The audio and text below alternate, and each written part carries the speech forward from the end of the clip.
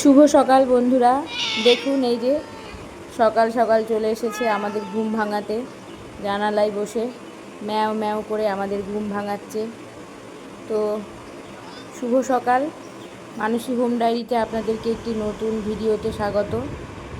আজকে আমি আপনাদের সঙ্গে একটি ডিমের রেসিপি শেয়ার করব। সেই জন্য এখানে কয়েকটা ডিম নিয়ে আমি সেদ্ধ বসিয়ে দিয়েছি। চলুন ওদিকে দেখা যাক ডিম রান্নায় কী কী উপকরণ লাগছে, সেগুলো আমি রেডি করে নিই। আলু দিয়ে ডিমের ঝোলটা হবে, তো আলু তো অবশ্যই লাগবে। এখানে আমি 4টে আলু ছাড়িয়ে নিলাম, ছাড়িয়ে ডুমো ডুমো করে কেটে নিলাম। এবার নেব 1.5 মতন পেঁয়াজ। পেঁয়াজগুলো ছাড়িয়ে ছোট ছোট টুকরো করে আমি রেখে দিচ্ছি। ওগুলোকে আমি পেস্ট করব মিক্সিতে, সেই জন্য ছাড়িয়ে ছোট করে কেটে নিচ্ছি। আর লাগছে এখানে আদা,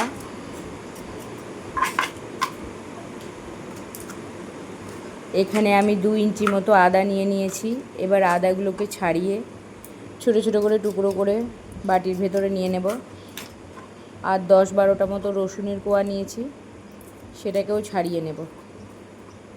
আর আমি টমেটো নিয়েছি একটা, যেটা আপনাদেরকে দেখানো হয়নি।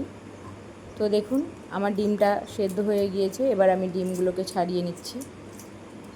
সব ডিমগুলো ছাড়িয়ে নিলাম। এদিকে আলুগুলো আমি প্রেসার কুকারের ভেতর দিয়ে সেদ্ধ করে নেব। একটু নুন দিয়ে দেব, নুন দিয়ে সেদ্ধ করে নেব। দেখুন প্রেসার কুকারে আমি এবার সেদ্ধ করে নিচ্ছি। এদিকে কড়াই বসিয়ে দিয়েছি, কড়াইয়ে তেল দিয়ে দিলাম। ডিমগুলো দিয়ে ভেজে নেব লাল লাল করে।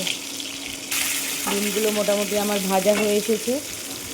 এইভাবেই লাল লাল করে ভাজবেন। লাল লাল করে ভাজলে দেখতেও ভালো লাগে আর খেতেও ভালো লাগে।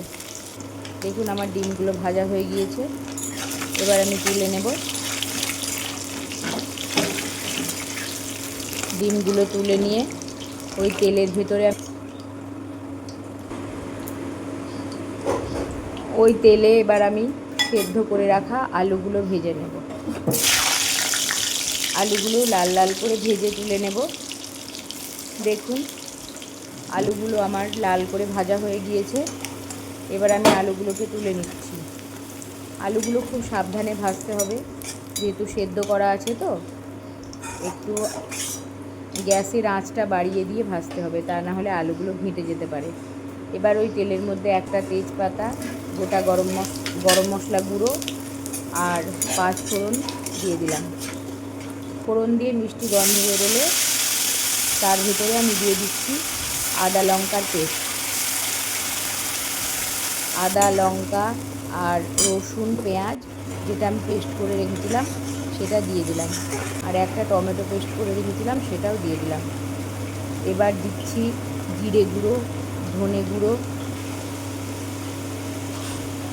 আর দিয়ে দেব হলুদ আর স্বাদ মতো নুন। সব শেষে দিয়ে দেবো খুব সামান্য একটু চিনি। সামান্য একটু মিষ্টি না দিলে টেস্টটা ব্যালেন্স হয় না, তবে যারা খান না তারা না দিতেও পারেন। তবে একটু মিষ্টি দিলে আমার মনে হয় স্বাদটা একটু ব্যালেন্স হয়। এবার অল্প একটু জল দিয়ে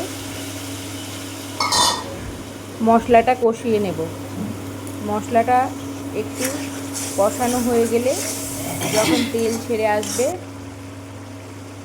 তখন এর ভেতরে দিয়ে দেব ভেজে রাখা আলুগুলো। আলু দেওয়ার পর খুব বেশি সময় রান্না করার দরকার নেই, কারণ আলুগুলো আগে থেকেই সেদ্ধ করা আছে, সেজন্য সেদ্ধ নিয়ে কোনো চিন্তা নেই। এবার দেখুন আলুর সাথে মশলাটা ভালো করে মিশিয়ে নিয়ে ওপর থেকে গরম জল দিয়ে দেবো। রান্নায় সবসময় গরম জল দেওয়ার চেষ্টা করবেন, তাহলে টেস্টটা ভালো আসে।